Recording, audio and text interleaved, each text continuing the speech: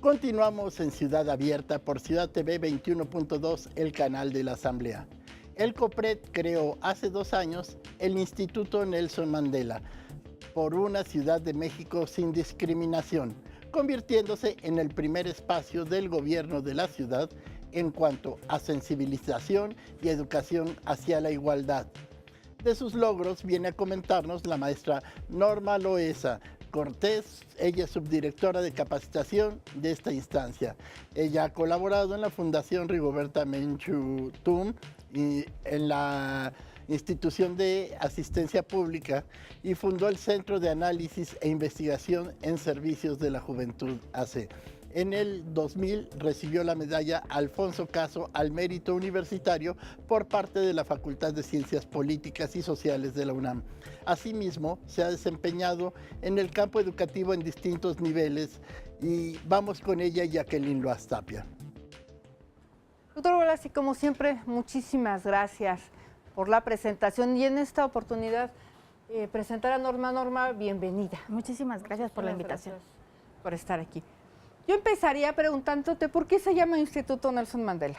Bueno, se llama Instituto Nelson Mandela primero porque es un referente histórico a nivel mundial de lo que significa este llamado a la tolerancia, al trato digno y respetuoso y sobre todo al reconocimiento de las diferencias.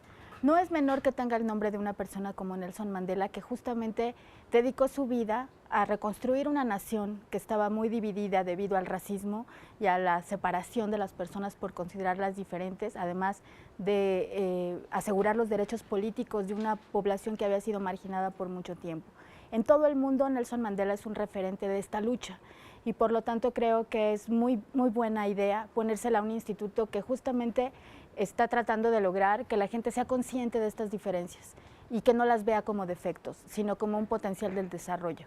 Me parece que es muy inspirador, ¿no?, para todas y todos los que trabajamos ahí y también para la gente que nos visita, pensar que estamos tratando de hacer algo para que el legado de una persona como Nelson Mandela encuentre la manera de verse cristalizado en otros esfuerzos, ¿no? Digamos que es uno de los objetivos del Instituto Mandela, convertir aspiracionalmente a una sociedad incluyente. Definitivamente. No tendría razón de existir un instituto como este si no pensáramos que es una tarea, primero, que no solamente recae en un organismo público, en un gobierno, en una institución, incluso en una institución de educación, recae en la sociedad completa. Pensar que no lo vamos a hacer solos, que necesitamos que la gente se acerque a nosotros, reflexione con nosotros. Siempre les decimos eso. Nosotros no los venimos a convencer, ni a que nos repitan los contenidos de la ley, lo que dice, por qué no se debe discriminar y esto. Venimos a reflexionar con ustedes. A ver, esa parte que dices me gusta mucho y entonces yo preguntaría, entonces, ¿cómo funciona el Instituto Mandela? Nosotros tenemos varios tipos de modos de intervenir, vamos a decirlo así. Hacemos foros, hacemos encuentros, trabajamos con sociedad civil, trabajamos con personas servidoras públicas. Digamos que es como nuestra población objetivo porque es parte de nuestro mandato. Una de las razones de existir del instituto es lograr que este principio de igualdad y no discriminación esté presente en todas las cosas que hace el gobierno de la Ciudad de México. Y para eso las personas servidoras públicas, quienes trabajamos para la Ciudad de México, pues somos un agente del cambio, somos una piedra angular. Pero también invitamos a otros sectores, damos capacitaciones en donde explicamos de manera más amplia tanto la vertiente jurídica, ahorita acaba de estar acá Alfonso que tiene la conducción del área de atención, en donde siempre nos preguntan, bueno, ¿y cómo sabemos si estamos incurriendo en una falta? Y si van y nos acusan al COPRED, ¿qué nos va a pasar? ¿No? Eso nos lo preguntan mucho y precisamente por eso tenemos este ejercicio, ¿no?, de explicar qué es lo que hacemos y cómo lo hacemos. Pero no se agota ahí.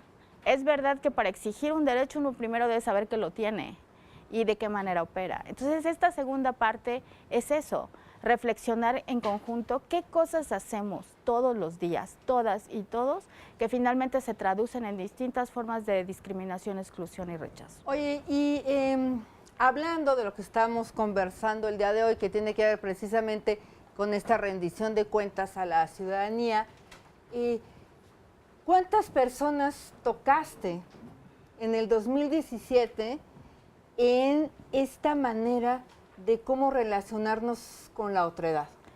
El año pasado tuvimos un año muy complicado porque también tuvimos toda la contingencia del terremoto, ¿no?, en septiembre pasado, tuvimos que cancelar muchas actividades, pero en total pudimos atender a 2.500 personas. 2.500 personas es muchísimo.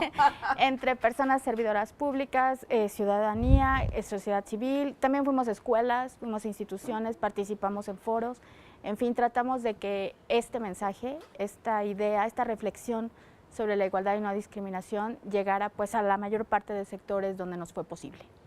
¿Quién nos dijiste que el Instituto Nelson Mandela brinda capacitación a personas servidoras públicas, es decir, quienes trabajan en el gobierno de la Ciudad de México en las diferentes secretarías o instancias?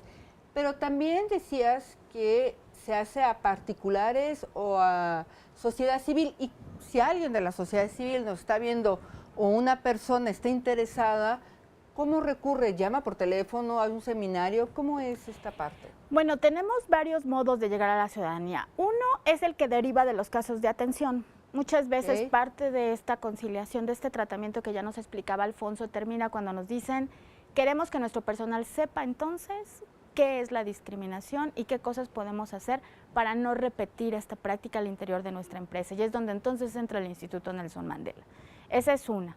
En esta modalidad hemos trabajado con empresas, ¿no? Muchas de ellas que han sido muy sensibles a esta reflexión y que han identificado dentro de sus espacios de trabajo estas prácticas que los hacen parecer como una instancia que no respeta la dignidad de sus trabajadores. Ser consciente de eso me parece que es, en primer lugar, un avance muy importante.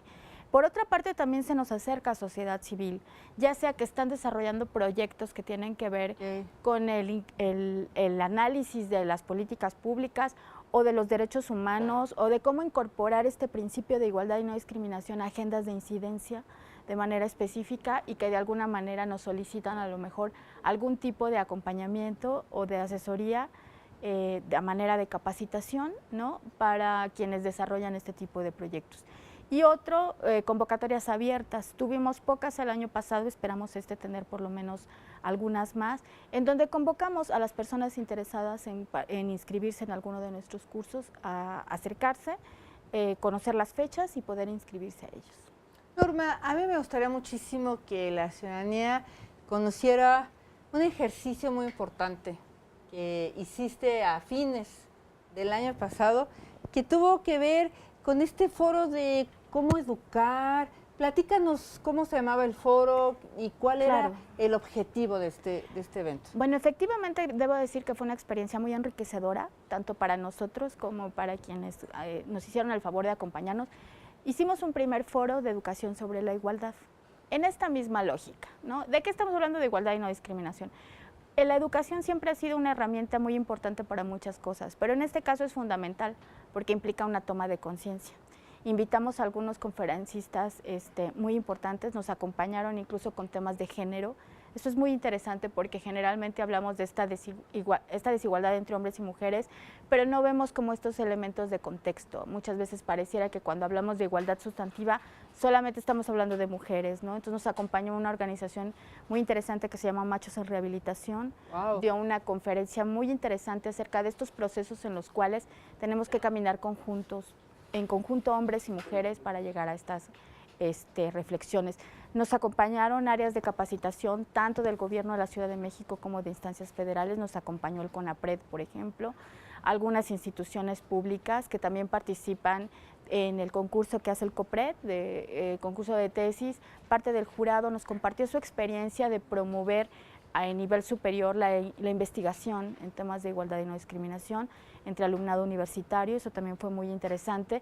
Y la experiencia fue tan buena que ya pensamos hacer otro este año. ¡Qué maravilla! Oye, antes de despedirnos, me encantaría que nos dijeras, de estas capacitaciones que has dado, ¿cuál para ti es la que te ha llenado más, que te sientes más satisfecha? Híjole, yo creo que hay muchos momentos en los cuales uno siente que va avanzando, pero definitivamente, por ejemplo, hemos tenido capacitación con cuerpos de seguridad, ¿no? Wow. Con seguridad pública, que al final nos dicen, de estas cosas generalmente no nos hablan, nosotros sabemos que tenemos que cumplir con leyes, con reglamentos, pero nunca nadie nos invita a dar nuestra opinión, ¿no? Y eso es algo que siempre agradecemos al final de los talleres, el que nos compartan con toda honestidad su punto de vista, porque es un tema polémico. porque no fuimos educados así, porque venimos de generaciones en las cuales estas diferencias sí contaban, y contaban mucho. Cambiar ese punto de vista no es fácil, ni para nosotros ni para nadie. Y muchas veces en estas corporaciones policíacas, por ejemplo, hay muy poco espacio para escucharles. Y eso es algo que siempre nos comentan que les gusta mucho de venir al COPRED, ¿no? Que pueden expresar su punto de vista y conversarlo de manera abierta.